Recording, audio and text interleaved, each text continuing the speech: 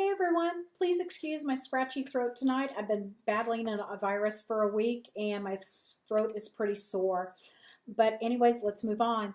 Did you know that tobacco is a $1 trillion a year industry and that worldwide there are over a billion adult smokers who consume over a trillion cigarettes annually? These statistics are from the American Cancer Society. I also have a statistic here from the United States Surgeon General's office who believes that the tobacco industry has initiated and sustained our tobacco epidemic through the deliberate misleading of the public concerning the health risks of tobacco use. They're also downplaying the fact that there are over 6 million deaths annually due to tobacco use. Now you're probably thinking, well, why would they hide that from us? If it's harmful, why wouldn't they tell us? I'm going to circle you back to my first statistic of tobacco is a $1 trillion a year industry. They lose their customers, they're going to lose their profits. They lose their profits, they're going to lose their industry. So there is a lot to lose for them. And if you haven't guessed already, I'm going to be talking here tonight about tobacco use, its consequences both on a human level and a financial level. Now, when I use the term tobacco, I can mean cigarettes, I can mean chew, snuff, I can also mean the popular e-cigarettes. As an Ohio University student, a former smoker myself, and the mother of a current smoker, I understand pretty much all sides of the argument. Is it a habit? Is it an addiction? Is it healthy, unhealthy? You make the choice type thing. But there are 3 points I want to get across to you tonight. The first one I want to explore is the effects of tobacco on a non-smoker. Secondly, the effects of tobacco on a tobacco user. And lastly, if you will allow me, I would like to share with you some strategies on quitting smoking if you are a current smoker. If you're not a smoker, good for you, and don't.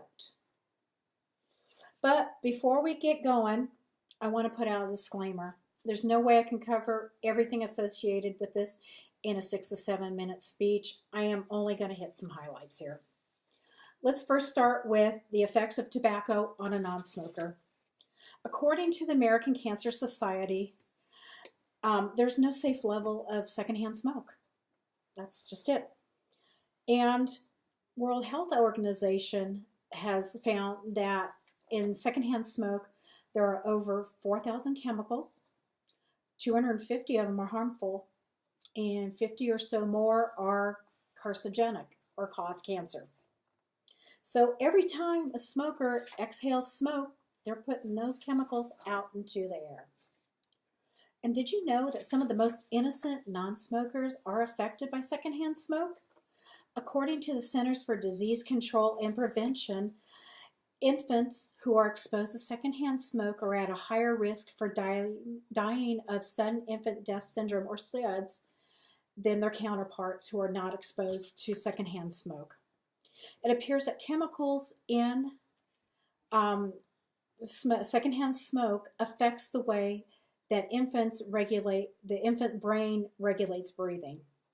They've found that kids who have died of SIDS have higher concentrations of nicotine in their lungs, and they also have high concentrations of cotintine, which is a biomarker that measures secondhand smoke presence. As a mom, that just breaks my heart. Next, let's go on to the effects of smoking on an actual tobacco user.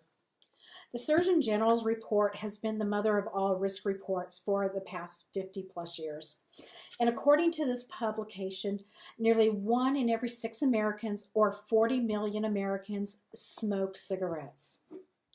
Now, since that first Surgeon General's report in 1964, medical evidence has been able to link the effects of smoking or tobacco use to diseases in nearly every organ of the body. And this next stat is even scarier. Half of all those who will continue to smoke will die of a smoking-related illness. Now, this here is the only photograph I have of my grandfather. You have to look hard, but he's got a cigarette in his mouth. The man died at age 50 of a massive heart attack on his tractor in his backyard 3 weeks before my parents' wedding. He was 50 years old, 2+ pack a day smoker. It's affected me. I've got other good news for smokers too. You know, the Affordable Care Act, also known as Obamacare, that allows insurance companies to charge you 50% more for your health insurance than non-smokers, and they can do that. I want to go on to my final point. I realize we're all adults here and that we can make our own decisions. But if you use tobacco products, I want to ask you to please stop. I know it's not easy, but I want you to do it, if not only for you, but for those around you. I know what you're thinking. It kind of calms my nerves. I'm going to gain weight. And you know what? I can dispute all those misconceptions with medical evidence, but I'm not going to. You need to do the research on your own, and you need to come to your own conclusions and get over those personal barriers. If you don't use tobacco products, please don't start. This is the mom in me coming out. And you're going to save so much money and reduce medical costs and not contributing to that $1 trillion a year industry. If you use tobacco, there are ways that you can quit. And let me share those with you. First, you need to make that decision to stop. Secondly, gather people around you, friends, relatives, get your physician involved. There are organizations like the Cancer Society, National Lung Association, with volunteers and resources that can help you. Even Ohio University has resources to help faculty, students, and staff members quit smoking if they would like.